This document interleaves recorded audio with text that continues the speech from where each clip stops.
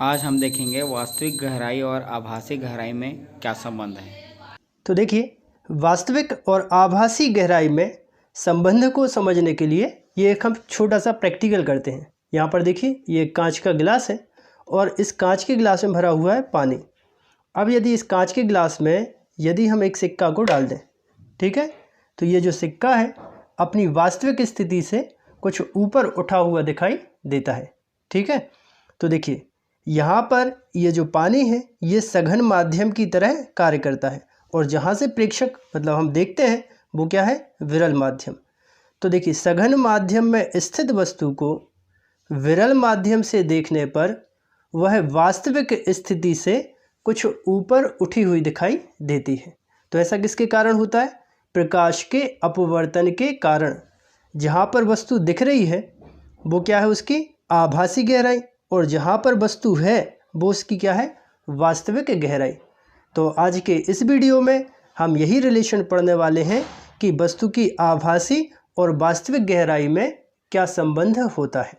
तो आप इस वीडियो को पूरा देखते रहिए और यदि आपको वीडियो पसंद आए तो आप हमारे चैनल को सब्सक्राइब करें और साथ में बेल आइकन को प्रेस करें ताकि इसी प्रकार के वीडियो आपको सतत प्राप्त हो सकें। चलिए तो वीडियो को स्टार्ट करते हैं। तो यहाँ पर देखिए, यहाँ पर हम एक माध्यम ले लेते हैं। ऐसा मान के चलते कि यहाँ पे है जल। ठीक है, ये पहला माध्यम हो जाएगा जल, और यहाँ पर एक वस्तु है, उस वस्तु को नाम दे देते हैं पी। ठीक है, ये वस्तु पी कहाँ पर है, सघन माध्यम मतलब क्या है, जल में है। तब इस पी से, जो कि कहाँ पर है, सघन माध्यम में, तब इस बिंदु पी से चलने वाली एक प्रकाश किरण पृथक्कारी पृष्ठ के, यहाँ पर ये एक पृथक्कारी पृष्ठ है, यहाँ पर है वायु, ये है वायु और ये है जल। ठीक है, और ये वाली जो लाइन दिख रही है ये पृथक्कारी पृष्ठ कहलाएगी, जो वायु और जल को क्या कर रहा है, पृथक कर रहा है। तो सघन माध्यम माने जल में स्थित वस्तु पी से चलने वाली एक प्रकाश किरण पृथक्कारी पृष्ठ पर अभिलंबवत आपतित होती है। ठीक है, और जब कोई प्रकाश किरण किसी पृष्ठ पर अभिलंबवत आपतित होती है तो उसका विचलन नहीं होता। ठीक है, ये प्रकाश किरण सीधी जाएगी, इसका ये अपने मार्ग से विचलित नहीं होगी। अब देखिए, इस पृथक्कारी पृष्ठ पर हमने एक अभिलंब खींचा और अभिलंब को नाम दिया m और n।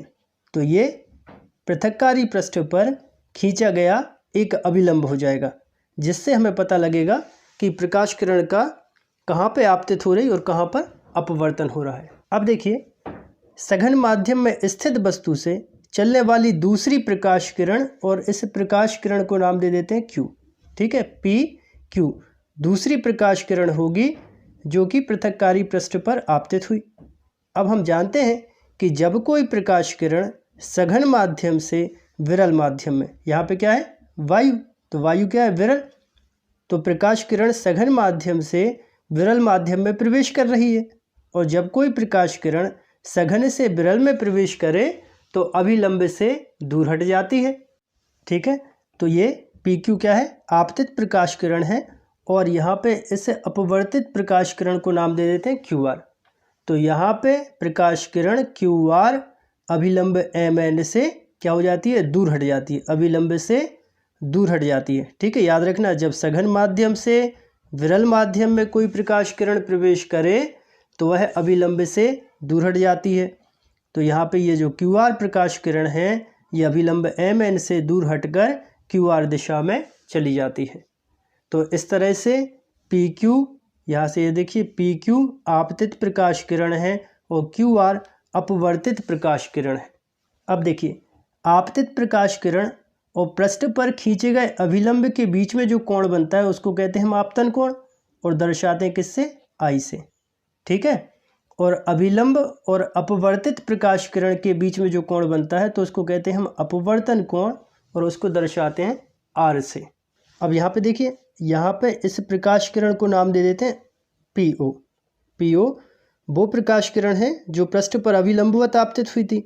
अब देखिए, इन दोनों अपवर्तित प्रकाश किरणों को, एक प्रकाश किरण थी PQ जो कि QR दिशा में अपवर्तित हो गई, और दूसरी प्रकाश किरण है PO ये पृष्ठ पर अभिलंबवत आपतित हुई थी। जब इन दोनों प्रकाश किरणों को हम पीछे की ओर बढ़ाते हैं, पीछे की ओर खींचते हैं, इसको यहाँ से पीछे खींचे और इसको यहाँ पे खींचे, तो ये इस बिंदु पर मिलती है। ठीक है, तो इस बिंदु को हम नाम दे देते हैं कितना, पी डैश। अतः स्पष्ट है कि सघन माध्यम में स्थित वस्तु को विरल माध्यम से देखने पर वह वास्तविक स्थिति से, उसकी वास्तविक स्थिति है पी, तो पी के बदले वो पी डैश दिखाई दे रही है। अब देखिए लिखते हैं आपतन कोण। तो यहाँ पे देखिए पी क्यू है आपतित प्रकाश किरण और एम है अभिलंब। तो आपतित प्रकाश किरण और अभिलंब के बीच में जो कोण बनता है तो उसको कहते हैं आपतन कोण। तो आपतन कोण क्या हो जाएगा, कोण पी क्यू एन बराबर आई। ठीक है ना, पी क्यू एन ये वाला जो कोण है, ये कौन सा कोण है, आपतन कोण। अब लिख देते हैं अपवर्तन कोण, अपवर्तन कोण। ठीक, तो अपवर्तन कोण कौन सा हो जाएगा, एम एन अभिलंब हो जाएगा, और ये अपवर्तित प्रकाश किरण है, ये वाला कोण कौन सा है, अपवर्तन कोण। तो इसको क्या लिखेंगे, कोण एम क्यू आर बराबर स्मॉल आर। तो ये हो जाएगा आपतन कोण और ये हो जाएगा अपवर्तन कोण। ठीक है, अब यहाँ पे देखिए ये वाला जो कोण है कोण क्यू, और यहाँ पे ये वाला जो कोण दिख रहा है पी पे बनता हुआ, ये दोनों यहाँ पे देखो पी ओ और एम एन परस्पर समांतर है और उन्हें मिला कौन रही है, पी क्यू रेखा, ये वाली रेखा मिला रही है। तो ये वाला जो कोण है और ये वाला कोण एकांतर कोण से बराबर हो जाएंगे। तब हम इसको लिख सकते हैं, देखिए कितना, ओ पी क्यू। ठीक है ना, ओ कोण किस पे बन रहा है, पी पे, तो इसको बीच में रखेंगे, ओ पी क्यू बराबर, अब यहाँ पे देखिए पी ये वाला कोण बन रहा है तो पी क्यू एन बराबर कितना, पी क्यू एन बराबर कितना, आई। कैसे, एकांतर कोण से सामने लिख दिया। अब देखिए इसी तरह से यहाँ पे जो कि त्यों पी ओ और एम एन परस्पर समांतर है, तो यहाँ पे ये वाला जो कोण है और ये वाला कोण आपस में बराबर हो जाएगा। कैसे, संगत कोण से। ठीक है, ये वाले कोण और ये वाले कोण संगत कोण होंगे। ठीक, तो इसको संगत कोण से बराबर कर देते हैं, तो कितना हो जाएगा, देखिए कोण ओ पी डैश और क्यू। ठीक है, ओ पी डैश क्यू बराबर होगा कोण एम क्यू आर के। ठीक है, कोण ओ पी डैश क्यू और एम क्यू आर संगत कोण से इनको आपस में कैसे कर दिया, बराबर। तो यहाँ पे ये जो कोण बन रहा है कितना, आर, तो यहाँ पे भी कितना होगा, आर। तो इस तरह से ये संगत कोण से कोण ओ पी डैश क्यू बराबर कोण एम क्यू आर बराबर स्मॉल आर। अब देखिए प्रकाश किरण जल से चलकर वायु में जा रही है। ठीक है, तो इसमें हम लगा देते हैं स्नेल का नियम। तो स्नेल का नियम होता है म्यू इक्वल साइन आई और अपॉन होता है साइन आर। ठीक है, ये कौन सा नियम है, स्नेल का नियम। यहाँ पे हम लगा देते हैं। तो प्रकाश किरण कहाँ से कहाँ जा रही है, जल से चलकर, तो डब्ल्यू म्यू ए, डब्ल्यू मतलब वाटर, तो इसका मतलब हो जाएगा जल, और ए मतलब हो जाएगा एयर मतलब वायु, और म्यू का मतलब होता है अपवर्तनांक। तो जल के सापेक्ष वायु का अपवर्तनांक इक्वल लिख सकते हैं इसको हम कितना, साइन आई और अपॉन हो जाएगा साइन आर, साइन आर, और इसको देते हैं समीकरण 1। अब इसके बाद हम लगा देते हैं प्रकाश की उत्क्रमणीयता का सिद्धांत। तो प्रकाश की उत्क्रमणीयता के सिद्धांत का वीडियो हम पहले बना चुके हैं, जिसकी डिस्क्रिप्शन में मैं लिंक दे दूंगा। सो वहाँ से जाके आप वो वीडियो देख सकते हैं, या फिर जब वीडियो ख़त्म होगा तो एंड स्क्रीन पर सबसे लास्ट में आपको स्क्रीन पर एक वीडियो दिखाई देगा, तो उस पर क्लिक करके आप प्रकाश की उत्क्रमणीयता का वीडियो देख सकते हैं। यहाँ पर हम केवल सूत्र पर चर्चा करते हैं। तो प्रकाश की उत्क्रमणीयता का सिद्धांत होता है डब्ल्यू म्यू ए इक्वल होता है 1/a म्यू डब्ल्यू। ठीक है, तो ये ऐसा हमने कैसे लिखा, प्रकाश की उत्क्रमणीयता के सिद्धांत से। सो डब्ल्यू म्यू ए का मान हो गया 1/a/μw, वो मान यहाँ पे हम रख देते हैं। तो ये बन जाएगा, देखिए कितना, 1/a/μw इक्वल कितना, साइन आई और अपॉन साइन आर। ठीक है, अब देखो जब इसको a/μw के बराबर करेंगे तो ये साइन आर ऊपर आ जाएगा, तो ये साइन आर और अपॉन हो जाएगा साइन आई। ठीक है, यहाँ पे क्या था, 1 के उसमें था, तो इसको चाहो तो ऐसे बोल सकते कि इसका त्रियक गुणा कर दिया यहाँ पे तो साइन आई आ जाएगा नीचे, तो ये आ गया, और साइन आर का गुणा यहाँ पे कर देंगे तो ये साइन आर किसके बराबर हो जाएगा, a/μw के बराबर हो जाएगा। और इसको देते हैं समीकरण 2। अब देखिए साइन आर और साइन आई की मान निकालना है, तो इसके लिए हम एक त्रिभुज ले लेते हैं, त्रिभुज OP'Q। ठीक है, त्रिभुज OP'Q में, त्रिभुज OP'Q में कितना है, साइन आर, तो ये साइन आर बराबर क्या हो जाएगा, लंब बटे कर्ण। तो यहाँ पर देखिए लंब हो जाएगा OQ, ठीक है ना, ये हो जाएगा लंब, और OP' हो जाएगा आधार, और P'Q हो जाएगा कर्ण। तो लंब लिख दें यहाँ पे, ये हो जाएगा OQ लंब, और बटे होता है कर्ण, तो लंब कर्ण कितना हो जाएगा, P'Q, तो ये हो जाएगा P' और ये हो जाएगा Q। अब इसी तरह से I का मान निकाल सकते हैं, तो एकांतर कोण से ये भी कितना था, I था। तो अब त्रिभुज ले लेते हैं कि देखिए कितना, त्रिभुज OPQ में अब लगा देते हैं साइन आई, तो साइन थीटा बराबर क्या, लंब बटे कर्ण, लंब ज्यों का त्यों कितना हो जाएगा OQ, तो ये हो जाएगा लंब, दिख रहा है ना, ये OQ हो जाएगा लंब और कर्ण हो जाएगा QP, तो OQ और अपॉन कितना लिख दें, PQ। तो ये हो जाएगा किसका, साइन आई का मान हो गया, और ये साइन आर का मान हो गया। ये दोनों मान समीकरण 2 में रख दें।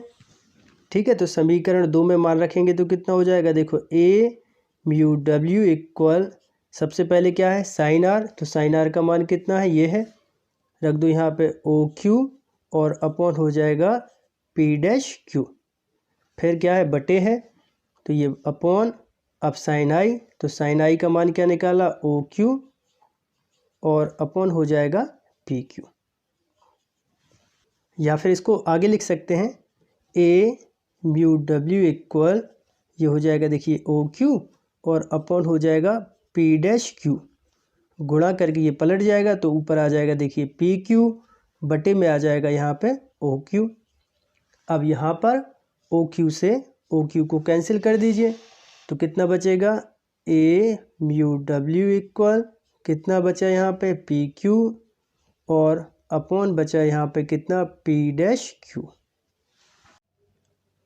अब यहाँ पर देखिए इस वस्तु से जो कि सघन माध्यम में स्थित है, इससे कई प्रकाश किरणें चलती हैं, तो हम ऐसा मान लेते हैं कि जो Q है वो बिंदु O के अत्यंत निकट है।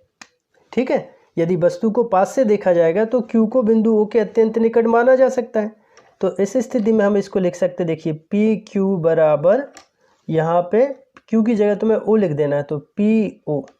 ठीक है, और यहाँ पे देखिए कितना हो जाएगा, P'Q बराबर, यहाँ पे फिर से Q की जगह क्या लिखना है, O, यानी Q को O के पास मान ले देते हैं। ठीक है, कहने का मतलब ये है कि PQ बराबर है PO के, और P'Q बराबर है P'O के। ठीक है, Q की जगह O मान लिया। अब ये मान इसको दे देते हैं। अभी देखिए यहाँ पे हमने निकाला था समीकरण 2 हो चुके थे, तो इसको समीकरण 3 दे दो। समीकरण 3 में ये मान रख देते हैं, तो कितना हो जाएगा, देखिए a/μw इक्वल PQ का मान कितना बना लिया, PO, और अपॉन P'Q की जगह बना लिया कितना, P'O। इसको देते हैं समीकरण 4। ठीक है, तो ये समीकरण 4 तक आप नोट कर लीजिए। वीडियो को पॉज करें और समीकरण 4 तक नोट करें, उसके बाद मैं आगे बताता हूँ आपको। अब देखिए जहाँ पे वस्तु हमें दिख रही है, पृथककारी पृष्ठ से जहाँ वस्तु हमें दिख रही है वो दूरी हम ले लेते हैं h'। ठीक है, आभासी गहराई को हम मान लेते हैं h', और वस्तु जहाँ पे है जो उसकी वास्तविक गहराई है, उसको गहराई को हम ले लेते हैं h। ठीक है, O से P तक की जो करेक्ट दूरी है, वास्तविक गहराई है, उसको ले लेते हैं h। एक बार फिर से देखिए, जहाँ पे वस्तु हमें दिख रही, वस्तु यहाँ पे दिख रही, वो वहाँ पे है तो है नहीं, तो वो आभासी गहराई है, तो वो दूरी को ओ से पी डैश तक की दूरी ले ली एच डैश, ठीक है ना। और जो उसकी वास्तविक गहराई है वो ले ली हमने कितनी, एच। तो इस तरह से यहाँ पे देखिए ओ से पी डैश तक ओ पी डैश बराबर कितना है, एच डैश, ये इसकी आभासी गहराई है। और वस्तु जहाँ पर है तो वो कहाँ पर है, ओ पी पर, तो ओ पी बराबर ले लेते हैं कितना, एच। ये दोनों मान समीकरण 4 में रख देते हैं। ये इसकी आभासी गहराई है और ये इसकी वास्तविक गहराई है, तो ये मान रख देते हैं। तो ये हो जाएगा A mu W equal P O, या ओ पी का मान कितना है, एच है, और पी डैश ओ का मान है कितना, एच डैश, ठीक है। तो ये हो जाएगा वायु के सापेक्ष जल का अपवर्तनांक, ये मतलब वायु के सापेक्ष वाटर यानी जल के सापेक्ष अपवर्तनांक एच अपॉन एच डैश, ठीक है। इसको देते हैं समीकरण 5। अब देखिए, जैसे इस वस्तु का हमें आभासी विस्थापन निकालना है, तो आभासी विस्थापन क्या हो जाएगा, पी पी डैश, पी के बदले वस्तु पी डैश पर दिख रही थी, तो आभासी विस्थापन कितना हो जाएगा, पी पी डैश। अब पी पी डैश की वैल्यू हम कैसे निकालें, देखिए ओ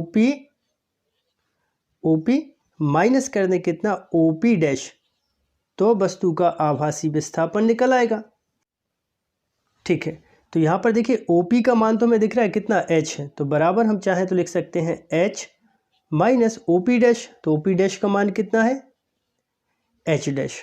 अब यहाँ पे हम क्या करें, एच डैश का मान बना लेते हैं, समीकरण 5 से एच डैश के बराबर करेंगे।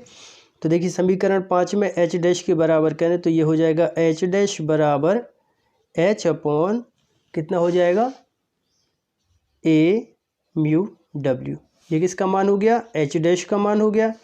तो यहाँ पे एच डैश की जगह रख देते हैं, तो ये बराबर कितना हो जाएगा, देखिए एच माइनस एच अपॉन कितना, ए म्यू डब्ल्यू।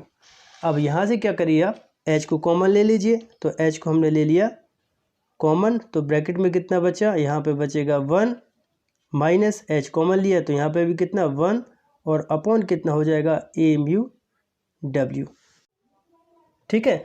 आभासी विस्थापन को यदि आप डी से प्रदर्शित करें तो पी पी डैश की जगह क्या आ जाएगा, डी भी लिख सकते हैं।